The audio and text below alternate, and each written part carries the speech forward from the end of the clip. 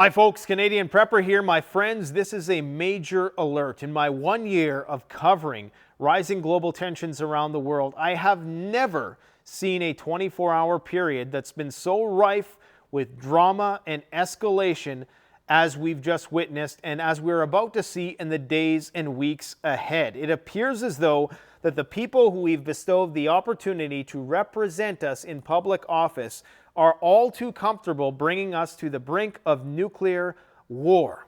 It appears like they're going to actually pull the trigger, and it's going to be a scary couple of weeks for a lot of people. I'm going to give you a summary of what we're going to talk about today, then we're going to do the deep dive. Okay, so let's go. We have Russian nuclear forces put on their highest state of nuclear alert in response to Biden visiting Zelensky in Ukraine and pledging even more military support. Think about that. A sitting president visited a high-intensity war zone, something which has never, ever happened.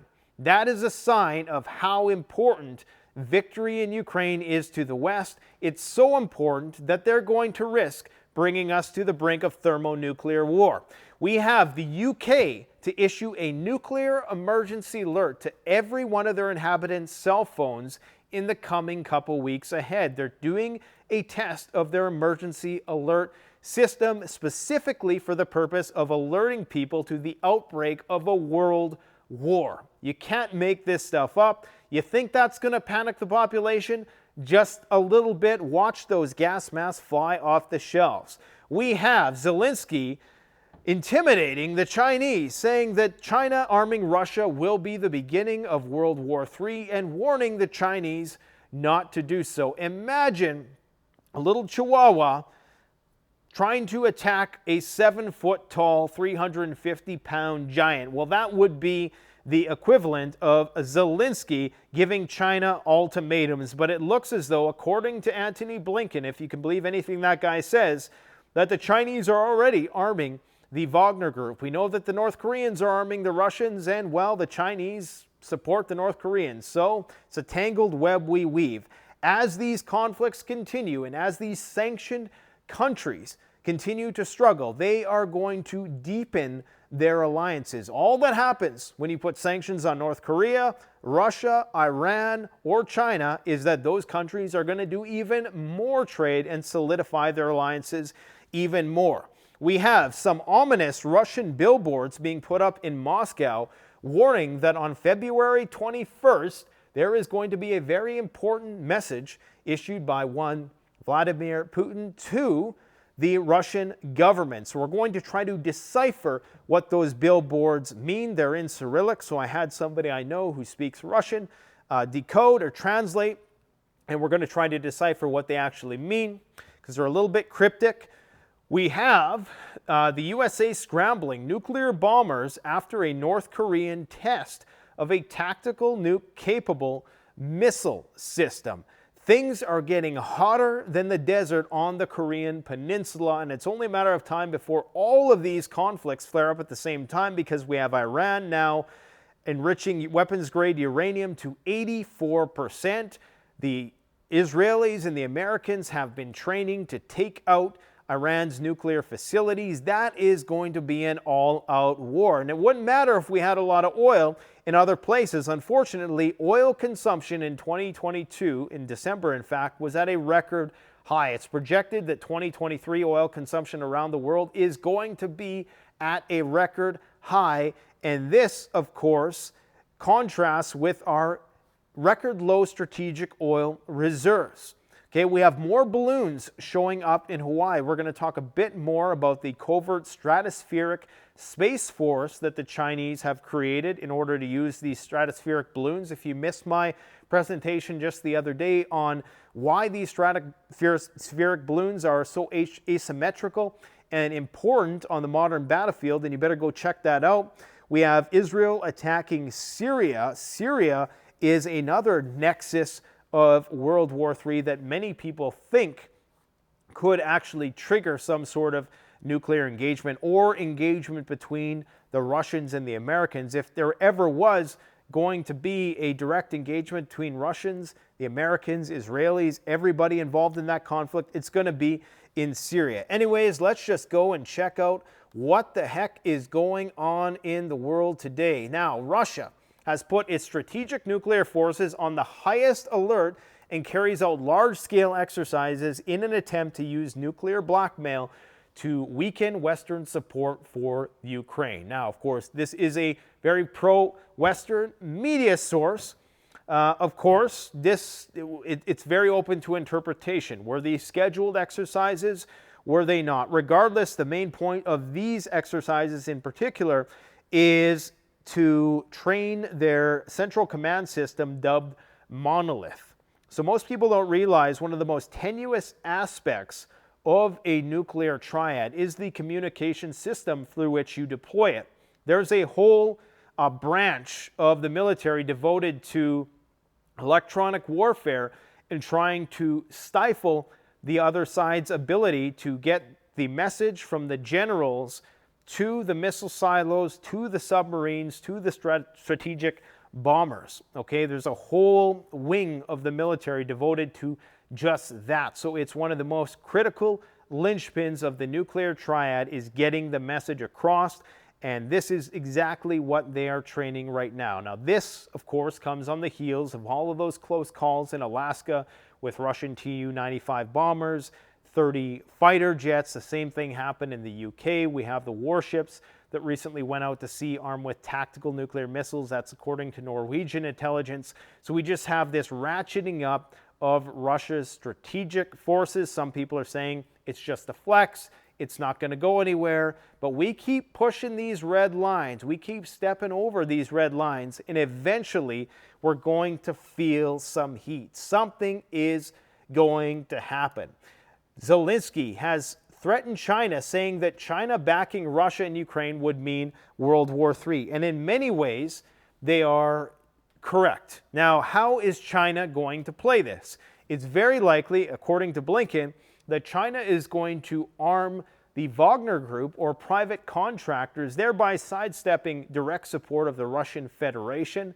They can kind of get around it. And this is what both sides have been doing, arming private contractors, mercenaries, to basically fight with each other so they don't have to put guys in uniforms on the ground fighting each other, so it doesn't constitute a direct hot war, a direct engagement. Thereby, they don't have to bring out the nukes, at least not as fast. Now, while Biden was visiting with Zelensky in Ukraine and doing all those photo ops, because if you didn't realize it yet, support for the conflict is waning. In fact, just this past weekend in Washington, there was a major protest. I think the permits were taken out by a Libertarian Party, so it was slightly politically motivated. But regardless, there is a pushback now to this thing. So he needs to galvanize people's support because this thing is starting to fall off the media headlines. So Biden needs to get Ukraine in there fighting, inspire them to fight some more and bring us even closer to the brink of thermonuclear war because, we're just not close enough yet. So as he was visiting Zelensky, China's top diplomat went to Russia on the same day. Let that sink in if you're having any doubts about the strength of the Russian and Chinese alliance. That says it all. China-Russia aligned is a force to be reckoned with, and NATO knows it. Now, how exactly that translates immediately into World War III, well, that's anybody's best guess. I'm presuming it comes in the form of an increased sanctions war with China. And I know there's a lot of people, especially the Tesla bros out there, who think, well, yeah, but there's all this trade between China and America. They're not going to give all that up. It's a great hedge against world wars to have so much trade. But somebody brought something to my attention the other day, and I didn't realize this, that before World War II, international trade was at its highest levels ever.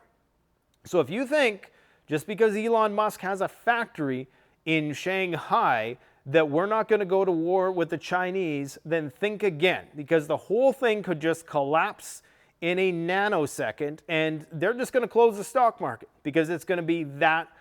There's going to be so much blood in the streets, they're going to close the stock market, okay? I know the finance bros, you think the Fed's in control of everything. The Fed is at the behest of geopolitics. That is the number one most important leading indicator in the markets is geopolitics.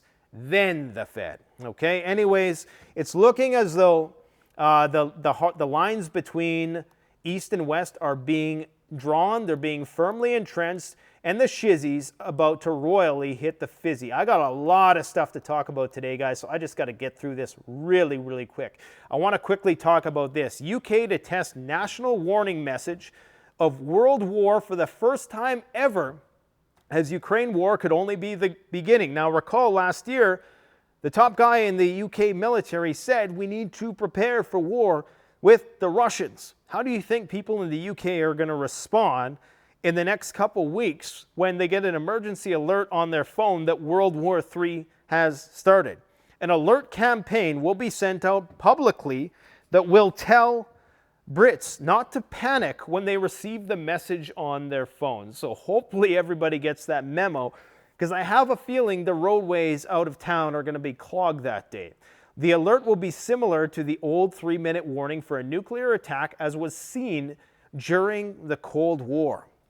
Guys, I was driving around an old neighborhood just for nostalgic purposes the other day, and man, is it a disaster zone. Our cities, our inner cities, are rotten to the core.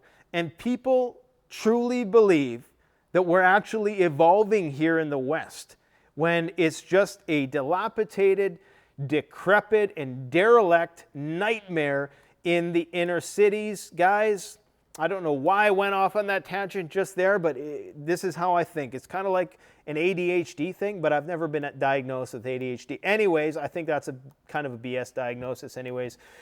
All right, so where do we go next? Now, if you don't think that China supports Russia, get a load of this, okay? China supports Russia's draft resolution on Nord Stream blasts, UN ambassador. We heard the call from members of the Security Council to have an investigation over the explosion. This comes after Seymour Hersh releases that bombshell deep dive into the Nord Stream blast, where he basically incriminated the United States, or insinuated that they were the ones who were responsible for this. Now China is saying, yeah, we want to know what happened there. So if you ever doubted the Chinese-Russian alliance, that proves it, because that's what Russia is calling for, and the United States is being oddly silent about it, as is the Western media, who's basically now deemed Seymour Hersh to be demented. Okay, they basically said that guy should be in a home. He's gone off the conspiracy rails. Nothing to see here. Poland is about to restrict traffic at the last working checkpoint with Belarus. France the other day says all of our citizens who are in Belarus, you need to get out and you need to do it by foot. The Americans said anybody in Russia, you need to get out as soon as possible. Now they are restricting traffic on the last working checkpoint. It's about to go down. Even Kadyrov, and if you don't think this war is going to spread to Europe, you got another thing coming. You got Putin's Chechen warlord, another pro-Western headline. Crony calls for Russia to invade Poland to denazify and demilitarize the nation after Ukraine. Okay? So they're already planning, both sides are already planning for this war to spill beyond the borders. Now, you want to know where that's going to start? This is where it's going to start. Everybody's focused right now on Bakhmut. Okay, yeah, Bakhmut's a big deal, but this is going to be an even bigger deal. Get a load of this. This is the Transnistria ammo dump. This is the biggest ammo dump in Europe. This is Russian-controlled territory. This is very similar to Donetsk and Lugansk. They're separatist sort of regions of Moldova that are very pro-Russian. There's a troop presence of a battalion or so of Russian soldiers here, so not a whole lot of guys, but this is the biggest Soviet-era ammo dump in Europe. 20,000 tons of ammunition. They're saying this is 1 year's worth of high-intensity fighting if the Ukrainians are able to get a hold of this. Do you think the Russians are going to let them get a hold of this, or is there going to be a massive explosion? Now, get a load of this. Get a load of this. This is what they're saying. Now, this is from a very pro-Russian media source. Guys, I got to check the battery on my camera here. Just let me come around here. Let's hope we got enough time to cover this. All right, I think we got time. We're good, we're good. Armed forces of Ukraine prepare to attack arsenal in Transnistria. They are saying that there's a risk of 2 potential false flags in order to get NATO and the United States to cozy up even further to Ukraine, because they understand support for the conflict is waning. We got to pay Ukrainian pension funds, right? Okay, get a load of this. According to Vladimir Grubnik's Ghost of Something Something channel, reports that Kiev builds up units of armed forces of Ukraine at the border of Transnistria, Moldovan Republic. This is a translated article, so it's not going to be a good one-to-one translation.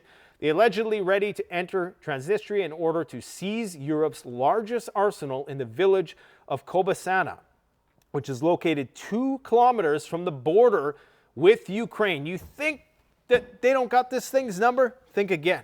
This is where it's going to go down, because this is where the war is going to start with Moldova. This is going to draw global attention when it goes down. The only thing that the Ukrainians are afraid of is the possibility for the arsenal to get blown up.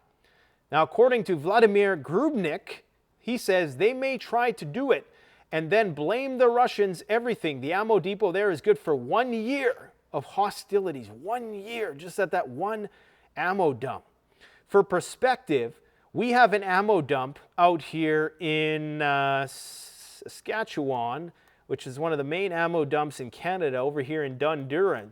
And it is quite small in comparison to what they got going on over there. There's a lot of ammo down in Dunduran, which means we may well be in the crosshairs of some nuclear weapon should the shizzy hit the fizzy. We're going to get the fallout anyways from all those missile silos in North Dakota and Montana and the like. Anyways, why is this on an angle? All right, what's going on here? There we go. Now this is a lot more speculative stuff. Are we done with this story? Okay, let's just read this one more blurb here. Ukrainian Telegram channel, to give you the converse perspective, said with reference to the office of the president that Kiev submitted its plans for a military operation against Transnistria to MI6 British intelligence service. According to the plan, the UK is supposed to put pressure on the president of Moldova to obtain tacit consent to a military operation in Transnistria that will help the armed forces of Ukraine to replenish stocks of ammunition for its Soviet-era equipment. He would like to add that Doran Racine, the new Prime Minister of Moldova, said on Friday that he wanted to achieve one fundamental thing, and that's demilitarization of this region.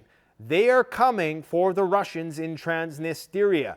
The Russians, at least not officially, I don't think this is an officially recognized annexed territory, but they're going to view this as their territory in the same way that they view the annexed territories. And I wouldn't be surprised if Putin comes out tomorrow and says, you know what, we're just going to take Transnistria too, because our ammo's there. And yeah, now what they're also speculating, I'm not going to spend too much time on this, but recall last November, Sergei Shoigu, top guy in Russian military, phones up the top chiefs of staff of every single military within NATO, and he says, look, we have intelligence that suggests that the Ukrainians are preparing some sort of nuclear dirty bomb first flag. And we're putting you on notice that we know that that's about to happen. Of course, the Western media said that they're all crazy, and then there wasn't much talk of it after that, and the whole thing kind of just blew over. But now it's starting to come out again, okay? And now they're saying that they're potentially going to do a dirty bomb on some territory, either within Ukraine or Russia, try to pin it on the Russians. That's going to draw NATO into the fight, and that is when the sparks fly. That is when I turn this whole thing off and I'm off into the woods, because there's not much time left. Once Article 5 actually gets invoked, we don't have much time left, to be brutally honest. And let's just hope that there's some way that maybe NATO doesn't fully commit even when Article 4 and 5 are invoked. Who knows? But it's looking like there's so many different ways that this is just going to spiral wildly out of control that I cannot imagine a way that tensions are reduced. But they're definitely going to intensify. We have, let's see what we got over here. I just want to make sure I cover all the stories, guys. We got so much stuff going on. I talked about China's support of Russia. We talked about the highest state of nuclear alert. I believe we talked about the Chinese and the Russian alliance. Now let's just briefly talk about this. This is something I just seen in my feed today. Apparently these signs have been popping up around Moscow. This, of course, is in reference to Putin's speech tomorrow, where he does what I'm assuming is like the equivalent of a State of the Union address, only in Russia. Now, the first signs here at the bus stop, apparently they just say, watch and listen on February 21st, 2023. And this other one here is a bit different. It says, the world belongs to Russia. Russia has no borders. Or the equivalent. Again, it's not like a one-to-one exact translation. So what I think Putin is going to try to do is he is going to try to evoke that spirit of the Soviet Union with the promise that should Russia be victorious in this conflict, then there is the spoils of war which are going to strengthen the Russian nation, because there are a lot of spoils in this war. For starters, you have Russia, the Belarusian alliance, then you have the 4 annexed territories, you have Crimea, you have Transnistria, you possibly have all of Ukraine, and they may even go a step further, implying that, you know, the ultimate end goal is to take the Baltic states as well, which of course, if fully seamlessly integrated into the Russian economy, would afford them a lot more resources, a lot more industry, a much higher population of people who are already largely Russian speaking, because they have a demographic crisis as well. And people kind of overblow that too. They got 140 million people there. There is no other country in Europe which approaches the amount of people that the Russians actually have and can mobilize for war. So yes, it's a problem in the same way, you know, like Peter Zion, I don't know, that guy, I'm going to do a critical piece on a lot of the demographic determinism that Peter Zion proposes, because there's a lot of flaws in his arguments. Anyways, the idea that the Chinese government's just going to collapse because there's only 1.4 billion people instead of 1.5 is just asinine. It's stupid. So anyways, I don't put too much stock in the demographic issue, but what he's going to propose, he's going to try to evoke that Russian spirit, because he's got to keep the support for the war high. His generals are fighting with one another. The contracted guys are fighting with the Chechen guy, and the Chechen guys fighting with the Russian Federation. So he's got to keep everybody happy, and he's walking a fine line. If Putin gets taken out, the nukes are going to fly a lot sooner. And I'm pretty sure that NATO knows that. As much as they would love to cut up Russia into little bite-sized portions for their taking, for their corporate taking, I think they realize that right now, if somebody was to replace Putin, it likely wouldn't be a good situation, especially if it was somebody who was being embezzled or extorted by somebody like Kadyrov, or the leader of the Wagner group, Prigozhin, or any other rogue elements, okay? Anybody who was being coerced and extorted by these military strongmen behind the scenes, you know, they could potentially bring us to nuclear war a lot sooner. So I'm thinking, as much as they don't like Putin, they probably don't want him to go too quick anyways. With respect to this Belarusian situation, I wanted to remind people of one thing, because I don't think I talked about this in enough depth last time. Lukashenko, the president of Belarus, came out the other day and said, you know what, if we're attacked, we're going to join this war. And he shouldn't have said that, because it's very enticing for Ukraine to want Belarus to come into the war. Number one, it's not going to change a whole hell of a lot, because Belarusian army, compared to what the Russians can bring to bear, is very small. In fact, the worst thing that could happen for Belarus and Russia is for Belarus to enter the war, because it's very likely that that would work against their own government. that it would destabilize the political situation within Belarus that is already very sketchy and on thin ice. Remember what happened in 2020 with all the protests. The last thing they want to do is disturb that front, and then all of a sudden you're getting puppet governments put in Belarus who are pro-NATO, and then Putin has to deal with that situation. So I'm pretty sure Putin is content with Belarus not joining the war. But what Lukashenko did, he invited the Ukrainians to attack, and then, of course, they would have the excuse then, or he would have to respond. He couldn't just do nothing if the Ukrainians directly did attack Belarus now.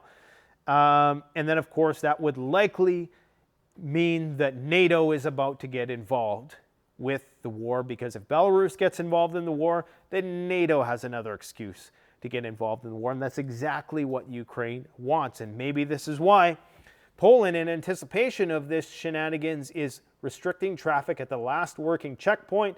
There was a few borders, they closed them all. Similar things are happening in these Baltic states. It is just getting too hot to handle over there. We got Iran. UN weapons inspectors find that Iran has enriched uranium to 84% near weapons grade. Okay, and there is no nuclear deal. As Biden said, the nuclear deal is dead. Apparently, some secret underground bases, or one of Iran's many deep underground military bases, aka DUMBs, located right here. Ukraine is in incredibly mountainous terrain, just like Afghanistan. Would be impossible for the United States to invade and hold.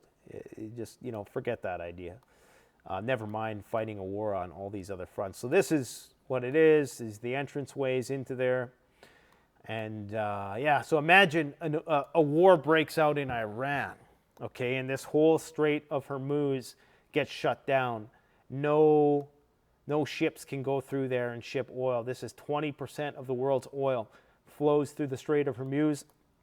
Price of oil, it doesn't go up 20%. It doubles, it triples overnight. To make matters worse, we have a Israeli-owned tanker reportedly attacked by an Iranian drone. This is just a few days ago.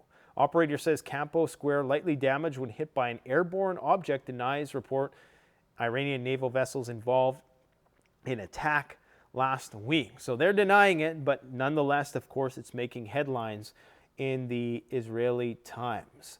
And of course, a lot of people are upset because the Israelis have been doing airstrikes, pretty aggressive ones at that, in Syria's capital, Damascus. Of course, they are just still reeling from the effects of the earthquake. There has been another major aftershock today in a densely populated neighborhood in an apartment building, so it's drawing some pretty extreme global condemnation. Look at this wording here. So they say 5 killed in Israeli airstrikes, but look at the language they use. You got to pay attention to the language of the news, and you know whose interests are getting represented. Tanker owned by Israeli reportedly attacked. So when it's the other side, they attack us. When we do it to them, it's a strike, right? Strike. A few strikes, you're out. What else do we got to talk about? Let's go over to North Korea. So North Korea makes fresh threats as U.S. bombers fly after an intercontinental ballistic missile test. So Saturday's ICBM test, and again, this is Western media reporting, the North's first missile since January 1st signals, its leader Kim Jong-un's is using his rival's drills as a chance to expand his country's nuclear arsenal. And this is how you know, again, I'm not a fan of North Korea. North Korea probably is a hellish place. Not probably, it is a hellish place based on what I've heard. And, but this is the framing here. Like, we're surrounding them with military bases from Japan to Seoul to Taiwan to the Philippines. We're literally surrounding China and North Korea.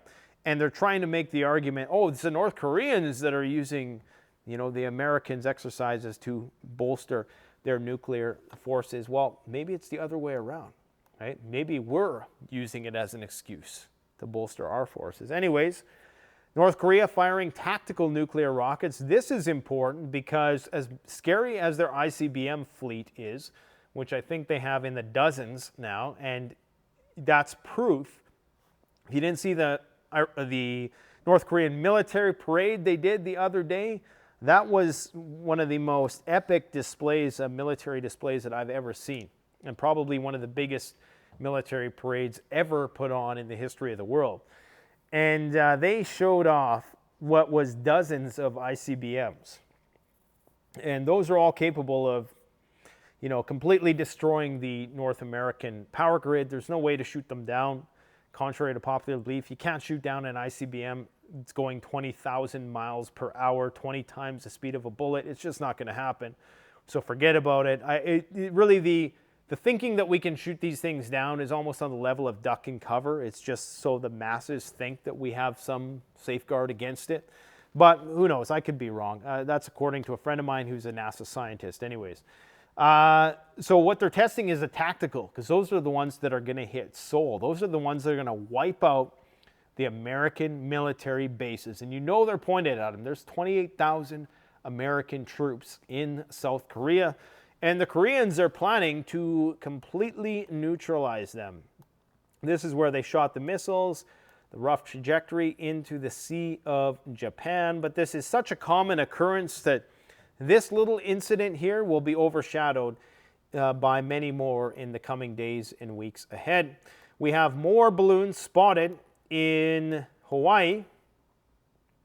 After a series of shootdowns by the U.S., another large white balloon spotted over to East Honolulu, so about 500 miles from Honolulu. The altitude was between 40,000 to 50,000 feet, so roughly the same altitude as the other one that we had recently seen.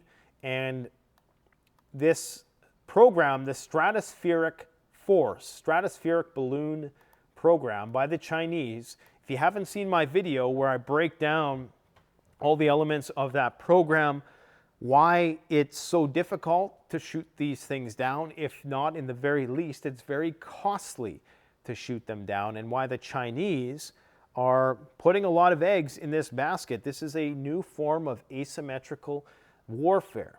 There's plenty of ways you can deploy weapon systems on them, and there's many unique surveillance applications as well that you don't get with satellites. So go check out that video. Sean Penn, I don't know, who the hell is this guy, says that U.S. has to accept level of shame for not arming Ukraine faster. As I said, guys, I was going through the inner city where I used to live, and it just looks like a war zone. And this is in Canada, a G7 country, one of the richest countries in the world, and our inner cities look like war zones. Every single house condemned, boarded up, just meth lab after meth lab. And these guys want to send more money to pay for the pensions of people who don't even want to negotiate. I mean, think about that. Think about what's going on in Ohio and all these places around the country where, like I've made the point in the previous video, you look at the cities in the Middle East, in Asia, how beautiful and immaculate the construction is in these cities and how new everything is, the high-speed rail, you name it, and then you come back to our cities. And if you really don't think we're in the twilight of Western civilization, the whole thing is just going to crash. I almost swore. I almost dropped an F-bomb there. The whole thing is going to crash, and it's likely going to crash real fast. And all of these finance bros who are, they're overly optimistic about the future. There is no reason right now, in my personal opinion, to be optimistic about the tech future. There was at one point, maybe in the 2020s, we all thought, well, we caught a glimpse of what things might look like. A lot of us rode the Ark Invest train, but we're starting to realize that that's going to require something called energy. And in a bipolar world, unless you have nuclear fusion, then it's going to be very hard for a lot of those things to be realized, and we're likely going to continue to fight over scarce resources. And there's a lot of buzz about AI right now. AI is a threat. I've talked about AI. What a lot of people don't realize is that Microsoft is really trying hard to popularize its new search engine. And what they're doing is called shock advertising.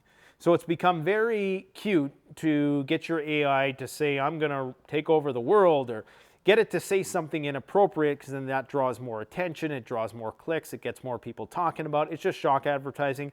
The true AI, the true artificial general intelligence, they're not going to give us that. They're not going to disclose it. That's for military purposes only. So all this stuff about, that you're hearing about the AI is going to take over, that's just shock advertising. Don't worry about that. Just know that, it's going to happen when you're sleeping, and you're going to be the last person to hear about it when we really do get AGI. And unfortunately, there is an arms race between these companies. That means they're likely not going to take the necessary precautions preventing these things from actually becoming conscious. We have global oil to hit demand record high in December. That's only going to continue in 2023. You have the developing world, who's still living under the boot heel of Western civilization, wondering when it's going to get its day in the sun, and they are still expanding. They're still requiring more oil in order to grow. So even if we do shrink our carbon footprint, it's not going to matter. Oil consumption is going to continue. This is why Biden is knocking on Venezuela's door. What I will say about the strategic oil reserve, and I know I'm rambling on a little bit, but some of you don't care. Anyone who sat here for 36 minutes probably doesn't care. The best strategic oil reserve is the one that's in the ground, is the one that you don't have to pay to store.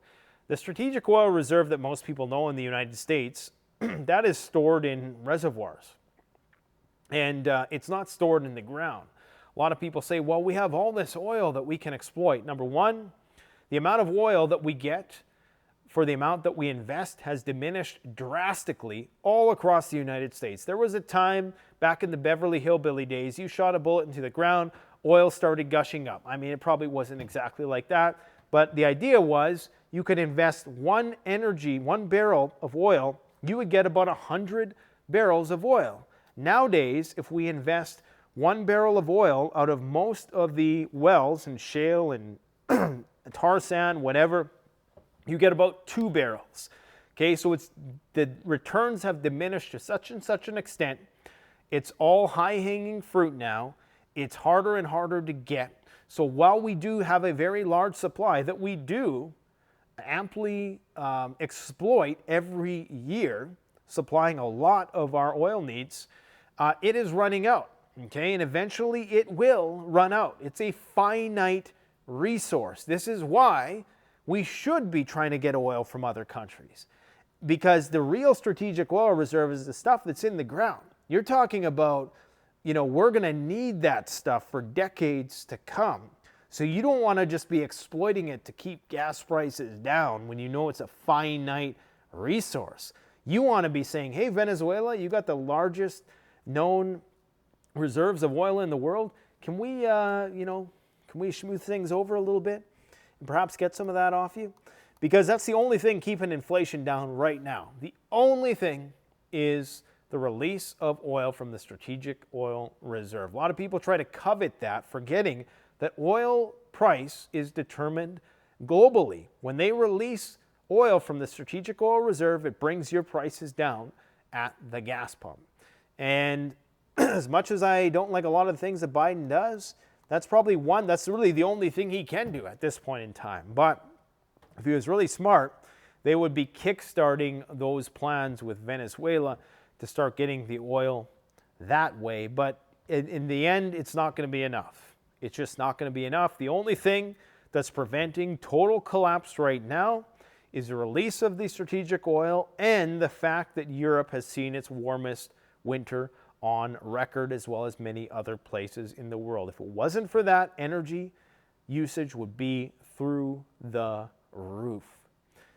So we got a world war on our hands, my friends, and it is only getting worse. I would strongly encourage you to not relent on your preparedness efforts. They will not be in vain. Go and check out the last couple videos we released. One was with Kai, the radiation guy, where he goes over the ins and outs of Geiger counters. those Amazon Geiger counters are not going to do what you think they're going to do. You need to know how they work, what they measure, and we're actually going to be releasing an unabridged version of that video, which was like an hour long. We condensed it into 15 minutes to make it really palatable for people. We want to release the long form version as well, which will go into more depth about some of those concepts, about what radiation is, how it gets detected, the different terminologies and whatnot. And also go check out the video released talking about building a preparedness library. Because when the lights go out, it doesn't matter if you have SD cards, a terabyte, 16 terabyte hard drive filled with preparedness videos and documents and PDFs, and I strongly encourage people to do that. I've made several videos on that.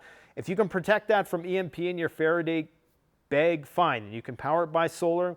The fact is that books, physical books, are something which are going to be indispensable and the most reliable way to get knowledge after the proverbial shizzy hits the fizzy. And I regret to inform you that it doesn't appear as though our leaders have as much autonomy as we might think to prevent us from getting close to the brink. I really do think that we're running this massive social psychology experiment on a global scale, and it's going to end badly. We are being taken off the precipice. Let me know what you guys think about it in the comment section below. Thanks for watching. Don't forget to like, comment, subscribe. Canadian Prepper out.